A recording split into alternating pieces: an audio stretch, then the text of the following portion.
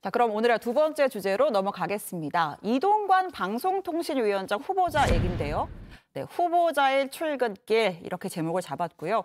지난주 금요일 지명된 이동관 후보자가 인사청문회 준비를 위해서 오늘 사무실에 첫 출근을 했습니다. 일성부터 들어보겠습니다. 반드시 제가 말씀드리고 싶은 것은 언론은 장악될 수도 없고 또 장악해서도 안 된다. 그런 영역이라고 생각을 합니다. 언론 자유를 누리는 언론이라고 하는 것은 반드시 책임 있는 보도를 해야 한다. 그 점을 좀 말씀드리고 싶고요. 지난주에 지명 당시에는 이제 용산 대통령실에서 질문을 안 받았는데 오늘은 질문을 받는 정도가 아니라 작정하고 좀 할 말을 준비해 왔다 이런 느낌이 들더라고요. 네.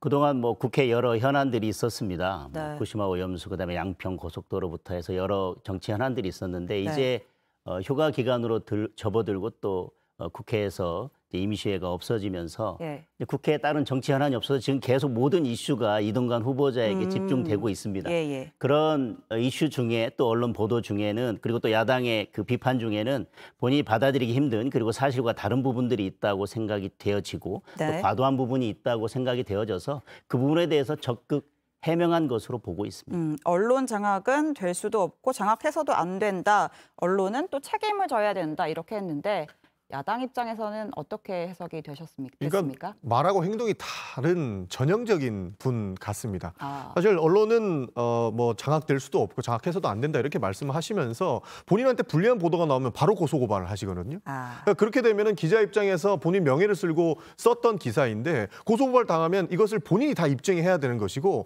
굳이 가지 않아도 될 재판에 가야 되다 보니까 결국에는 좀 움츠러들 수밖에 없는 상황인 겁니다. 그러니까 이동관 후보자가 가장 저는 부적절하다라고 생각했던 부분이 뭐였냐면 기자 출신이시지 않습니까? 네. 굉장히 오랫동안 기자 생활을 했기 때문에 기자 생활을 하면서 어떤 방식을 써야 이런 보도들을 막을 수 있고 그리고 잘 회유할 수 있는가 이걸 잘 아시는 것 같아요. 그래서 과거 MB 정부의 청와대에 있으시면서도 회유도 해봤고 고소고발로 해서 압박도 해봤거든요.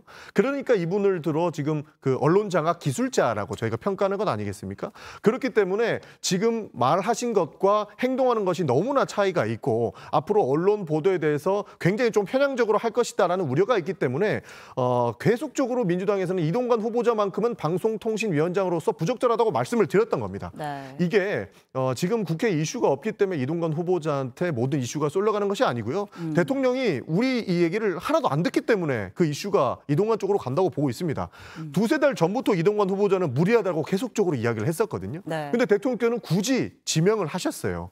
그러니까 국회나 국민의 입장을 전혀 듣지 않는 모습을 보이고 있고 그것이 결국에는 이동관 지명까지 넘어갔기 때문에 이슈가 몰릴 수밖에 없는 상황이다라는 말씀 드리고 싶습니다. 그런데 책임 없는 보도에 대해서 고소고발을 한 것을 가지고 방송 장악이다, 회유다, 협박이다 이렇게까지 갈 것은 아니고요. 네. 이동관 후보자는 여지껏 청문회를 한 적도 없습니다. 아직까지. 예. 그리고 임명이 돼서 어떤 한 것이 없거든요. 근데 임명도 되기 전에 청문회도 하기 전에 이 사람은 언론 장악을 할 사람이고 언론 장악 기술자다라고 규정해 놓고 청문회도 하기 전에 국민들이 어떤 판단을 하기도 전에 그와 같이 공격하는 것은 맞지 않다고 생각을 합니다. 네. 이동관 후보자도 오늘 해명에서 이야기를 했지만 사실은 문재인 정부 들어서 적폐청산을 부르짖으면서 언론 적폐로 몰고 KBS 전 사장과 MBC 전 사장을 몰아내기 위해서 얼마나 집요하게 그리고 계획적으로 해왔는지에 대해서 법원 판결을 통해서 다 드러나지 않았습니까? 예. 그리고 사실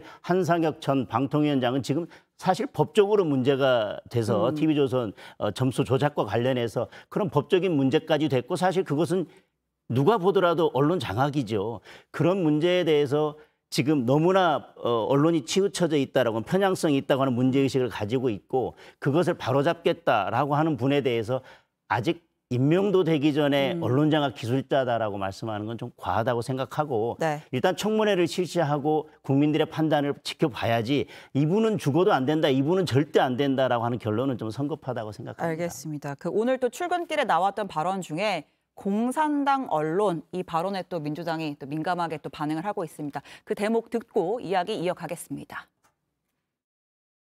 무책임하게 가짜 뉴스를 퍼날른다든가 특정 진영의 정파적인 이해에 바탕한 논리나 주장을 무책임하게 전달하는 것은 언론의 본 영역에서 이탈한 것이다. 저희가 어떤 정당이나 특히 과거 선전선동을 굉장히 능수능란하게 했던 이 공산당의 신문이나 방송을 저희가 언론이라고 얘기하지 않습니다.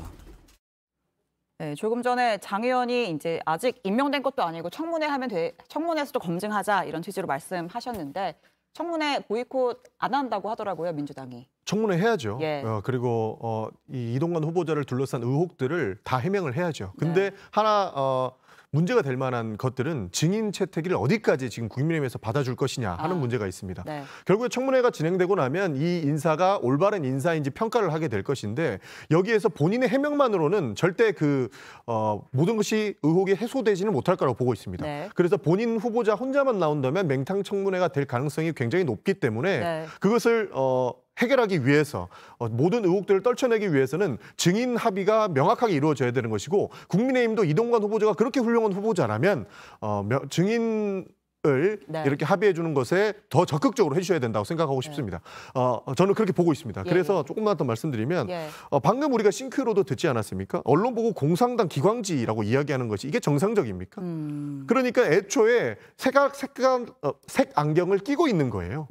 그러니까 본인한테 불리한 보도를 내게 되면 공산당 기관지라고 매도해버리고 이것은 문제가 있으니까 법적으로 책임을 져야 된다고 이렇게 행동하시면서 언론을 본인은 이렇게 막 잠식을 하지 않을 것이다라는 얘기가 장악하지 않겠다라고 얘기하는 것 자체가 너무 말과 행동이 다른 것이고 색안경을 너무 뚜렷하게 끼고 있는 분이다 이런 생각이 듭니다. 비유 아니겠습니까? 우리 언론에는 책임이 뒤따르는데 네. 공산당 언론진은 뭐 당을 위해서 선전선동만 일삼지 예. 사실을 전달하려고 하는 것에는 전혀 관심이 없다. 네. 그런 언론까지 우리가 언론이라고 할 수 있느냐? 예, 예. 책임 있는 사실에 기반한 보도를 할 때 우리가 언론이라고 할 수 있지 않냐? 그 비유를 하기 위해서 한 것을 가지고 이제 앞으로 방통위원장이 되면 마음에 안 드는 언론은 이제 공산당 언론을 모아서 뭐 탄압할 것이다, 뭐 장악할 것이다. 이제 그것은 너무 나간 것이고요. 예. 또 하나 청문회 증인 관련해서는 그동안 청문회에서 많은 경우 증인이 채택되지 못한 경우들이 있습니다. 그 이유는 보통 후보자에게 유리한 증인, 불리한 증인이 있으면 여야가 네. 뭐 유리한 증인 몇 명, 불리한 증인 몇 명인데 서로 받아주기 그러니까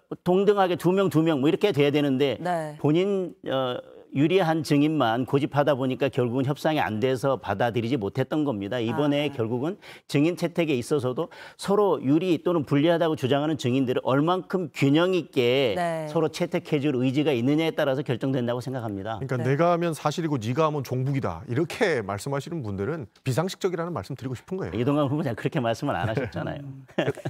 그 우리나라에 공산당 언론이 있다고 생각하시는 거냐 이렇게 추가적으로 기자가 질문을 하니까 뭐 국민들이 판단하실 것이다 뭐 이렇게 언급은 하셨습니다. 지금 뭐 청문회 민주당도 한다고 하고 뭐 증인 채택 협상 뭐 지금 이제 진행이 되겠죠 앞으로 청문회 상황 지켜봐야 될 것 같습니다.